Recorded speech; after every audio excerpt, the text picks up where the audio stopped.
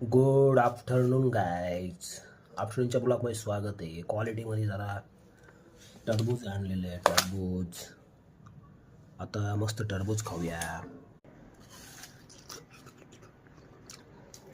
टरबुजामध्ये vitamin A, C आणि B6 असे 3 vitamin असतात. त्याच्यामुळे आपली बॉडी हायड्रेट होते. बॉडी हायड्रेट असल्यामुळे आपल्याला त्याच्यातून जीवनसत्वे, कॅलरीज चांगल्या प्रमाणात भेटते.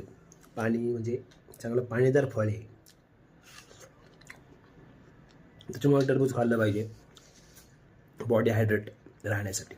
विटॅमिन ए, सी आणि B6 मुबलक प्रमाणात भेटतं. त्यामुळे क्वालिटीमध्ये टरबूज खात आहे मी. Good afternoon.